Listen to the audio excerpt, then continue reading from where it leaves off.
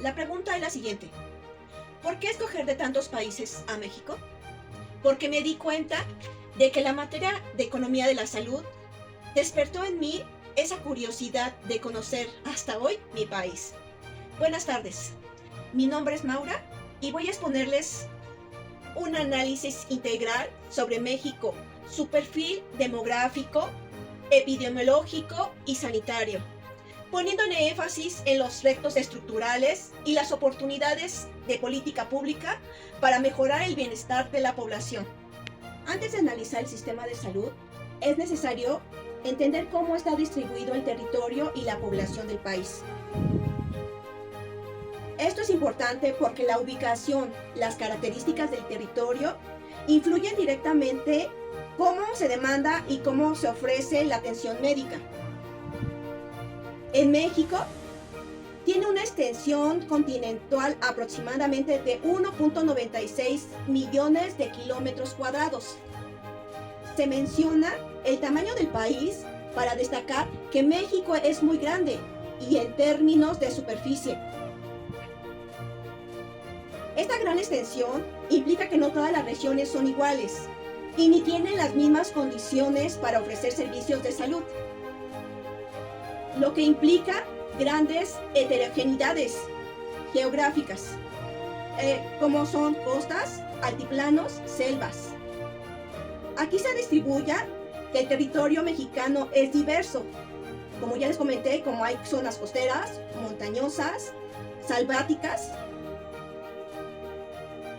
Cada una de estas zonas tienen diferentes necesidades, accesos, obstáculos para la atención médica.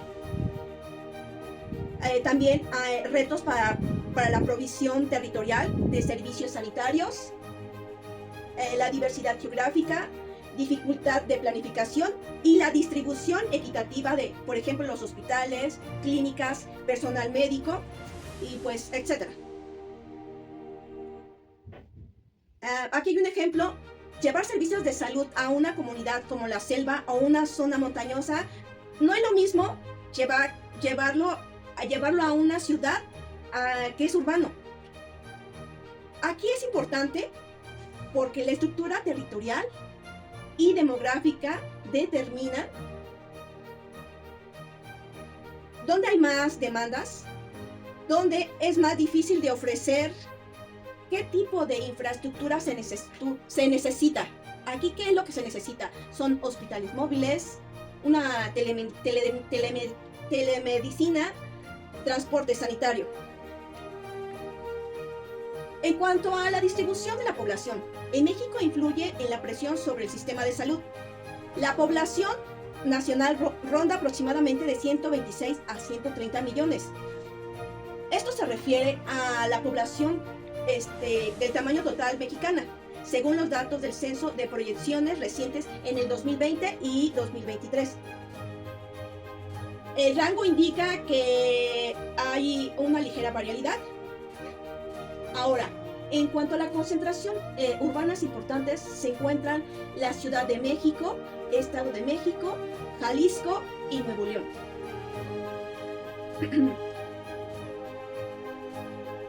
Estas entidades se concentran millones de habitantes y por lo tanto la demanda de servicio de salud es más grande. Aquí se determina presiones distintas sobre recursos sanitarios en el espacio. La frase clave aquí es que implica que no todas las regiones enfrentan los mismos retos. Por ejemplo, en zonas urbanas hay alta demanda de servicios médicos. Se requiere una infraestructura robusta y personal suficiente, que lo que es en contraste a las zonas rurales para tener, donde puede tener menor demanda, pero también menor oferta, problemas de acceso, como sería la cobertura y continuidad. ¿Por qué es relevante? Porque la concentración poblacional modula la carga. Aquí es sobre hospitales, clínicas y personas médicas. Condiciona la planificación territorial. ¿Por qué? Porque ¿dónde invertir? ¿Qué tipo de servicios priorizar? Requiere enfoques diferenciados. No es lo mismo diseñar políticas para ciudades que para una comunidad rural como Chiapas. Hablar de forma de gobierno. La forma del gobierno de la República Federal. México está organizada como una república federal, lo que significa que el poder político y la administrativo está dividido en distintos niveles de gobierno. ¿Cómo es? La federación, que es el gobierno nacional, el estado y municipios. Lo cual importa porque la responsabilidad de la prestación y el financiamiento se reparte. La salud, esto implica que no hay un único ente responsable. No hay un ente responsable de ofrecer servicios ni de financieros en el sistema. Por ejemplo, la federación puede financiar hospitales nacionales o programas como IS o INSABI. Los estados gestionan sus propios servicios de salud pública y los municipios pueden tener clínicas locales o programas comunitarios. Entonces, esto es una fragmentación institucional. La división de responsabilidades puede provocar descoordinación entre niveles de gobierno y esto se traduce en duplicidad de funciones, falta de compatibilidad entre sistemas, desigualdad en cobertura y calidad según la región, con efectos sobre la equidad y eficiencia. Aquí, la equidad, algunas regiones mejor acceso que otras, dependiendo de su capacidad local. En cuanto a su eficiencia, la falta de coordinación puede generar gastos innecesarios, procesos redundantes o servicios mal distribuidos. La moneda. El tipo de cambio de promedio anual en el 2023 estuvo aproximadamente entre 17 a 18 pesos para el dólar. Esto es para convertir costos en tecnologías o comparar precios internacionales. Y aquí se utilizaría lo que sería el factor de conversión del Banco Mundial. Esto es relevante, ¿por qué? Aquí esto permite comparar precios de insumos médicos entre países y con estándares internacionales. Esto es clave para la evaluación económica, como el análisis costo-efectividad o presupuestos en dólares. Ayuda a ajustar costos históricos o proyectos en un estudio longitudinales. Para este tipo de cambio promedio anual para el 2023, como ya les comenté, son entre 17 a 18 pesos por dólar. Ahora vemos lo que son los años escolares promedio. Se refiere al número de años en que un promedio ha pasado la población adulta, estudiando en un sistema educativo formal, lo que sería la primaria, secundaria, etc. En este caso, el promedio es de 9 a 10 años, lo que equivale aproximadamente a haber terminado la secundaria, pero no necesariamente la preparatoria. Varía según la fuente. Indica en este dato que puede cambiar dependiendo del estudio consultado y del año que se hizo el análisis. Aquí nos hacemos la pregunta, ¿por qué es importante en salud? Condiciona 3 aspectos claves en la salud pública, lo que sería la alfabetización en salud, que es la capacidad de entender la información médica, instrucciones, campañas de prevención, etc. Con menos escolaridad, puede haber más dificultad para comprender conceptos como una detección temprana, un riesgo relativo e incluso leer un etiquetado de medicamentos, dependiendo de la educación.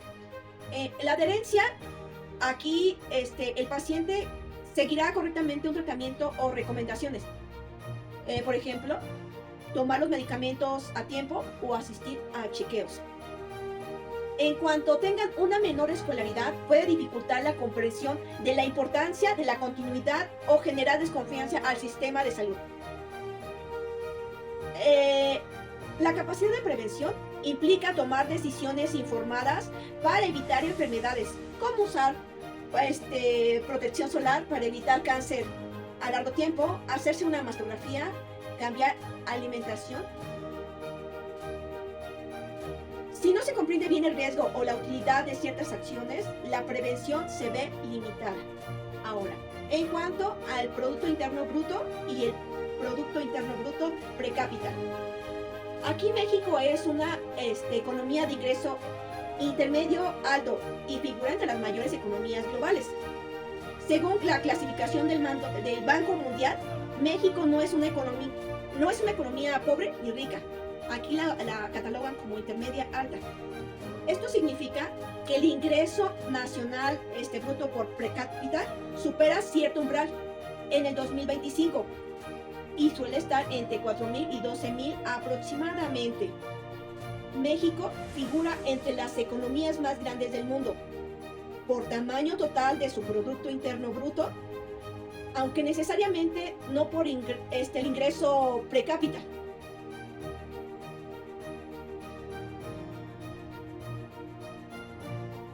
En cuanto al Producto Interno, Interno Bruto total contra el Interno Bruto per cápita, aquí pues el PIB, que es el Producto Interno Bruto, es la suma de todos los bienes y los servicios producidos en el país. México logró recuperarse su Producto Interno Bruto después de la pandemia, lo cual refleja la reactivación económica. El Producto Interno Bruto dividido entre la población total expresados en dólares. Desde el 2014 ha crecido lentamente, pero con altibajos causados por ciclos económicos. Aquí hay ciclos económicos en expansión y recesión. El impacto que fue por la pandemia en el 2020 y en el 2021. En particular, aquí hay dos indicadores claves, que serían el CHE, el gasto corriente de salud, el porcentaje del Producto Interno Bruto, y CHE per cápita, gasto corriente de salud por persona en dólares. Estos indicadores permiten evaluar si el gasto en salud ha crecido proporcionalmente al tamaño de la economía y si ha mejorado la inversión por habitantes.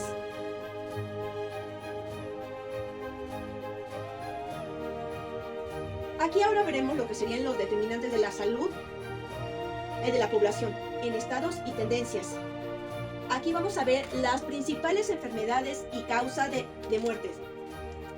La transición epidemiológica en México está consolidada. Las enfermedades crónicas no transmisibles, que son los ECNI, principalmente en enfermedades isquémicas del corazón, diabetes mellitus, enfermedades renales crónicas y accidentes cerebrovascular. Domina la mortalidad, aunque la pandemia COVID-19 provocó picos importantes en el 2020-21. Aquí las estadísticas de mortalidad del INEGI, y las estimaciones de la OMS confirman que las enfermedades cardiovasculares y las diabetes son causas líderes de muerte. Una de las enfermedades también importantes es el tabaquismo. Aquí la prevalencia de fumadores actuales, aquí es el porcentaje de adultos que fuman frecuentemente. Las encuestas de la OMS indican que la prevalencia de estas están en un rango bajo o rango bajo medio, lo que indica que no es extremadamente alta, pero tampoco despreciable. Y aquí varía según el sexo. En muchos países los hombres fuman más que las mujeres, aunque pueden cambiar según el contexto cultural y económico. Otra de las enfermedades que está es el consumo del alcohol. Aquí el consumo per cápita de alcohol se aumentó en el 21.4% a 5 a 10 litros en el 2021 en México. ¿Qué significa consumo per cápita de alcohol? Aquí es el promedio de litros de alcohol consumidos por una persona adulto que van arriba de los 15 años o más, y esto se toma en cuenta en un año. El alcohol puro significa que no se mide en botellas o copas, sino en el contenido absoluto del etanol. Por ejemplo, una cerveza tiene menos alcohol puro que un trago de alcohol de licor. En México, ronda aproximadamente de 5 litros por personas por año, aunque puede variar según la fuente y el año. En cuanto a la comparación de la Organización para la Cooperación y el Desarrollo Económico, México consume menos alcohol per cápita que el promedio de países de la Organización para la Cooperación y el Desarrollo Económico. En países como Alemania, Francia, Estados Unidos, el consumo puede superar de 8 a 10 litros por año. Esto sugiere que México tiene un consumo moderado en términos globales. Otro de los padecimientos es el sobrepeso y la obesidad. La prevalencia del sobrepeso y la obesidad es una dimensión más preocupante. ¿Por qué?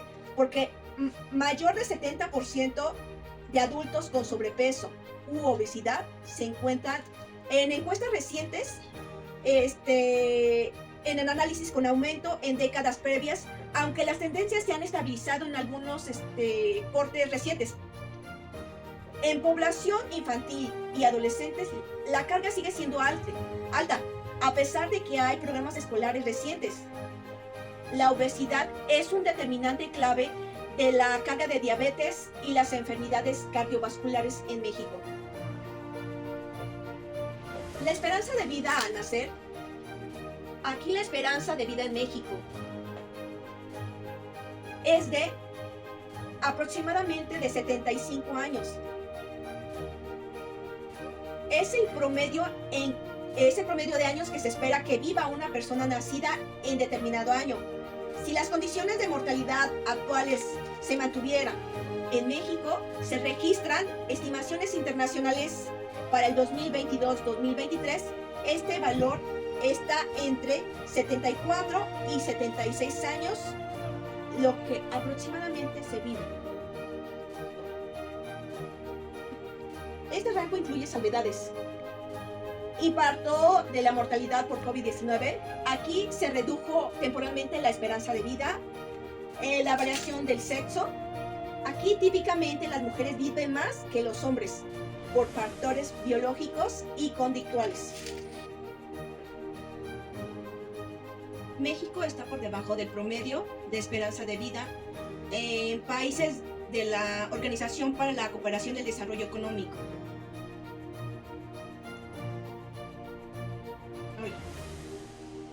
Donde suelen superar los 80 años. Esto no significa que México esté en crisis demográfica, pero sí hay retos estructurales en salud.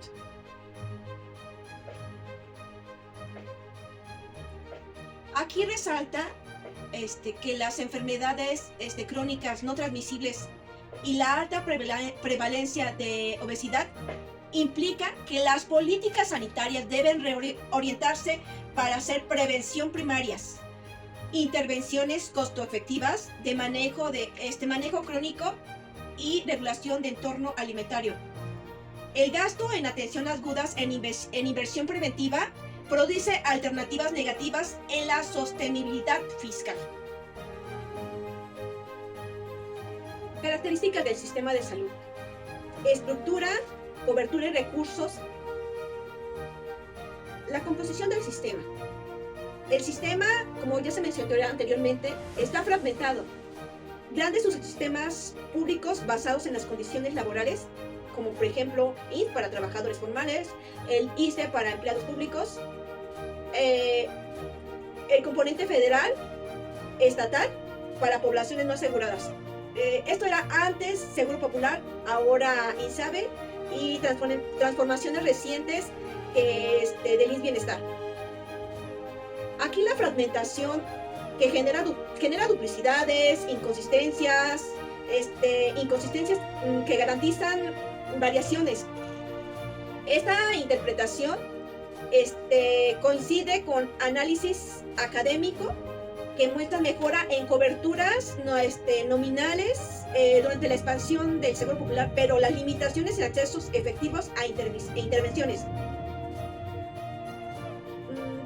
Aquí el ejemplo podría ser la eliminación de Seguro Popular y los intentos por crear INSABI, el IMSS Bienestar, que han reformado quienes financian y cómo se garantían el acceso, con el efecto sobre protección financiera y continuidad de servicio. Cobertura, aquí se ve lo que serían los números de asegurados y la proporción de la población. Aquí se refiere cuántas personas están aseguradas en el sistema de salud, ya sean por instituciones públicas como el IMSS, ISSSTE, INSABI, IMSS Bienestar o privadas. Se mide como el número absoluto de asegurados. Proporción de la población total que tiene algún tipo de seguro médico. Antes del 2019, la expansión del Seguro Popular, creado para cubrir a personas sin seguridad social formal, amplió significativamente la cobertura entre el 2003 y el 2018. Esto redujo drásticamente la población sin seguro, especialmente en zonas rurales y entre trabajadores informales. Después del 2019 hubo un retroceso parciales en donde hay cambios institucionales como la transición del Seguro Popular al INSABE y la pandemia del COVID-19, pues aquí afectó la continuidad de cobertura. En algunos años recientes aumentó el número de personas sin cobertura, sin afiliarse, claro, con accesos limitados a servicios.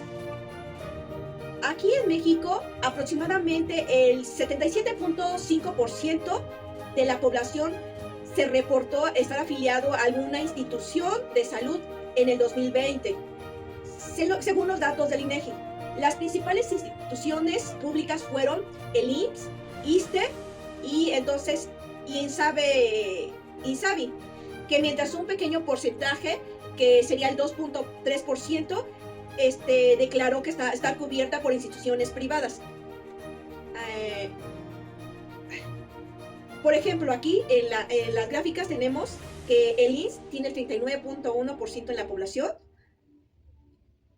el INSABI o Seguro Popular, el 35.5%.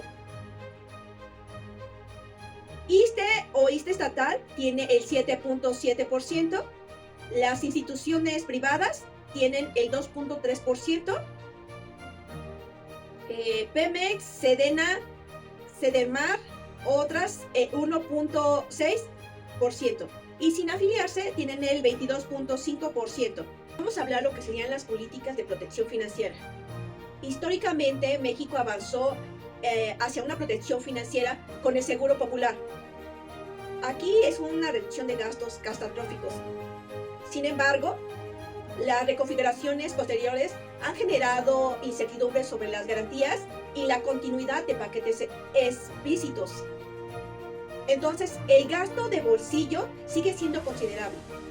La política debería enfatizar transferencias condicionadas a prestar prestaciones efectivas y protección contra el gasto catastrófico.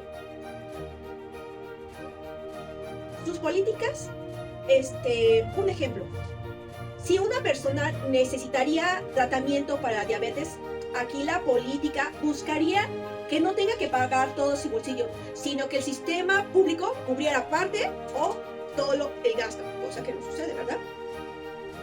Aquí el 72% de la población mexicana está cubierta por un conjunto básico de servicios. solo el 50% del gasto en salud proviene de gastos anticipados obligatorios. Como los seguros públicos, frente al 76 promedio de la Organización para la Cooperación y el Desarrollo Económico. El gasto de bolsillo representa el 41% del gasto total en salud, muy por encima del promedio de la Organización de la Coordinación y el Desarrollo Económico. Recursos físicos y humanos. Aquí se verá el número de hospitales por nivel.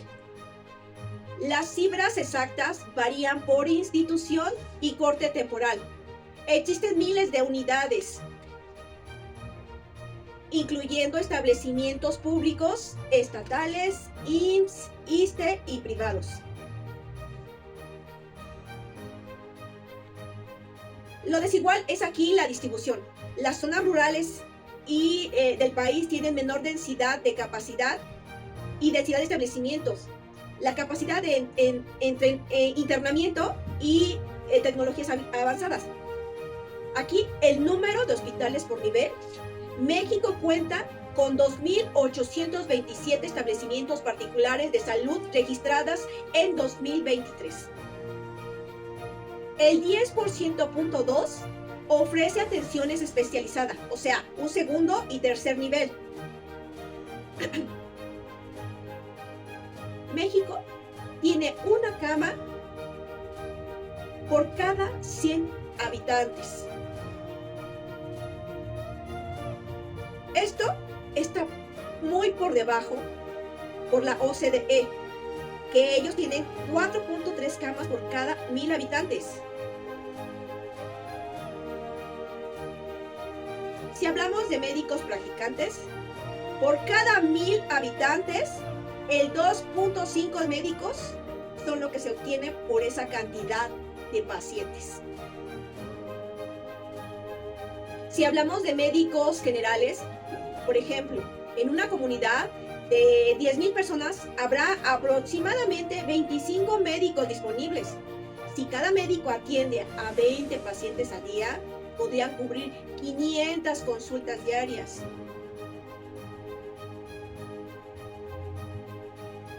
Dato importante, México tiene 2.5 médicos por cada 1,000 habitantes. La mayoría de los médicos generales, aunque la porción exacta varía según la región. En cuanto a los médicos especialistas, por ejemplo, un oncólogo está disponible en la Ciudad de México, pero no en una zona rural. Esto obliga a los pacientes a viajar largas distancias para la atención especializada.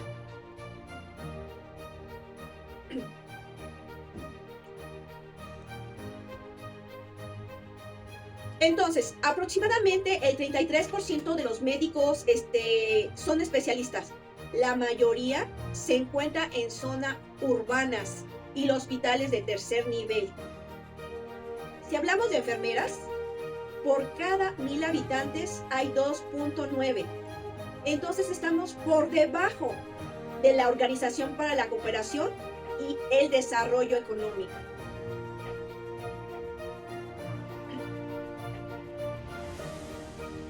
Tenemos un ejemplo que es en un hospital con 100 camas se necesita por lo menos 200 enfermeras para cubrir todos los turnos y garantizar una atención continua.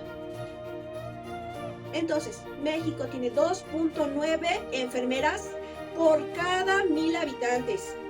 La mayoría son mujeres, que sería el 79%, las cuales trabajan más de 40 horas semanales. Entonces se reporta 666,000 médicos en el país. Pero la distribución y la calidad de la integración es desigual en los estados.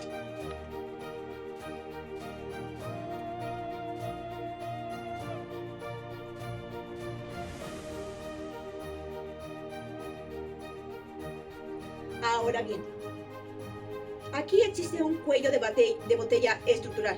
¿Por qué? Porque no es solo el total de los recursos, sino la distribución y la orientación.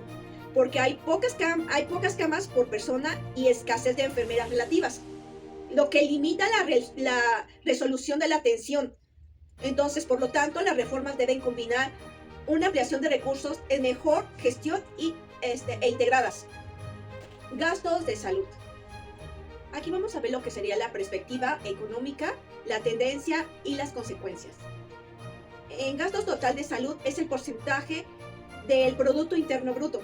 El gasto corriente en salud, que es el CHE, como porcentaje del Producto Interno Bruto, se ha ubicado históricamente alrededor de 5 a 6% del Producto Interno Bruto, con variaciones interanuales y leves incrementos en la pandemia por gastos por COVID-19. Cifra interior de la OCDE y a la media de países de mayor renta, lo que restringe la capacidad de funcionamiento público.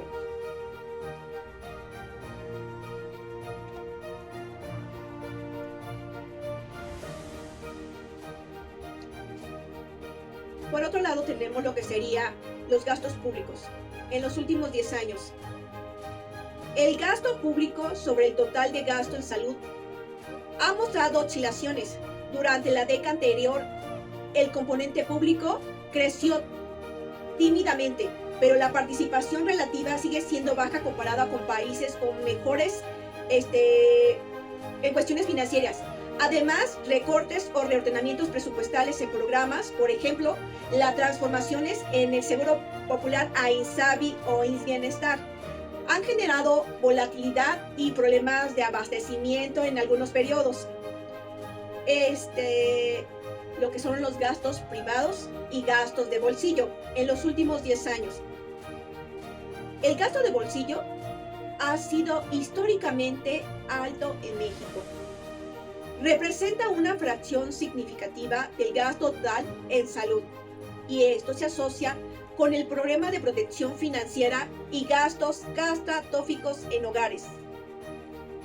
Aquí la serie de la OMS muestra que el porcentaje de gastos en cuestión de bolsillo son parte del gasto total que no ha caído lo suficiente. En cuanto a la pandemia, empeoró la situación en ciertos segmentos. Ok. Lámina 13. Adiós. Gastos catastróficos.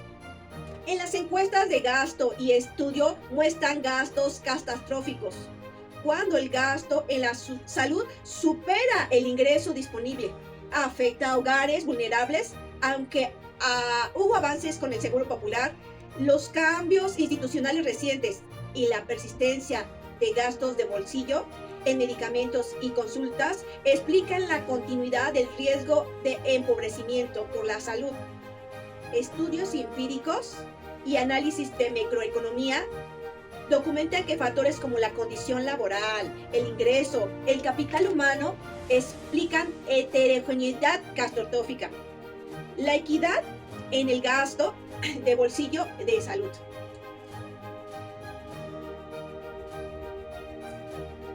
En cuanto a los gastos de salud per cápita, últimos 10 años. En términos per cápita, en dólares, el gasto ha crecido normalmente, ajustado a paridad de poder adquisitivo y por necesidades crecientes de las enfermedades crónicas no transmisibles. La dotación por persona sigue por debajo de los estándares de países con mayores resultados en salud. Para comparaciones internacionales, conviene usarse en el Banco Mundial o de la OMS, que esto sería para el 2024 y para el 2014 a 2023. Ahora bien,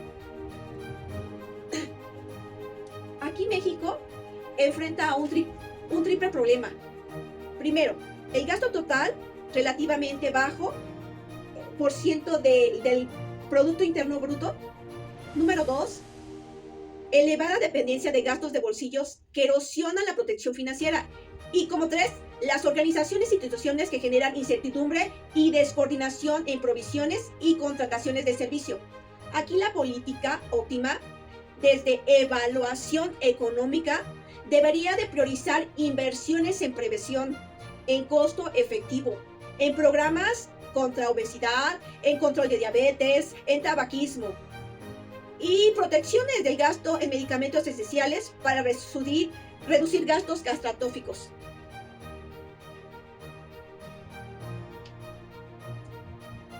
Un ejemplo aplicado en micropolítica, aquí si se diseñara una intervención prioritaria, se propondría un programa de prevención integral de diabetes en 10 municipios políticos heterogéneos, rurales, urbanos, nortes, que combinen, número 1, la educación comunitaria y fiscalidad sobre bebidas azucaradas.